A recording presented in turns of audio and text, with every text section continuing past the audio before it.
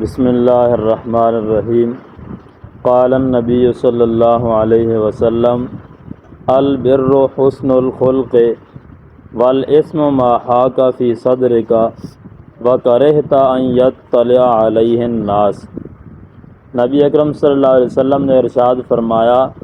کہ نیکی اچھے اخلاق کا نام ہے اور گناہ وہ ہے جو تیرے دل میں کھٹکا پیدا کرے۔ وکرہتا اور تجھے یہ بات ناپسند محسوس ہو کہ لوگ اس پر مطلع ہوں، یعنی تجھے یہ ڈر لگے کہ کہیں لوگ دیکھ نہ لیں، کہیں لوگوں کو پتہ نہ چل جائے، تو وہ کام گناہ ہے۔ ایک تو وہ کام ہے جن کا قرآن و سنت میں گناہ ہونا واضح ہے، یہ اس سے وہ چیزیں مراد ہیں کہ جن کے بارے میں کوئی وضاحت موجود نہیں ہے، تو وہاں یہ اصول ہوگا کہ جس چیز کے بارے میں تجھے ڈر ہو کہ لوگوں کو پتہ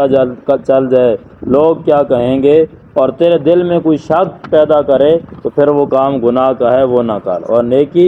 اچھے اخلاق کا نام ہے کہ اگر ایک روایت میں آتا ہے اگر آپ مال کے ساتھ کسی کی امداد نہیں کر سکتے تو اچھے اخلاق کے ساتھ اس کی مدد کر دو۔ دوسری روایت الخلق عیال اللہ، مخلوق اللہ کی عیال ہے، اللہ کا خاندان ہے۔ فاحب الخلق الی اللہ، سب سے بہترین مخلوق اللہ کے ہاں من وہ ہے احسن الی عیالہ، جو اس کے خاندان کے ساتھ اچھا سلوک کرتا ہے۔ تو یہ اللہ کے رسول نے مثال کے ساتھ سمجھایا کہ جس طرح آدمی اپنے خاندان والوں کے ساتھ اچھا سلوک اور اچھا رویہ رکھتا ہے، اسی طرح اس کو تمام مخلوق کے ساتھ اچھا رویہ، شفقت اور نرمی کے ساتھ پیش آنا چاہیے۔ المسلم من سلم المسلمون من لسانہ و یدہ،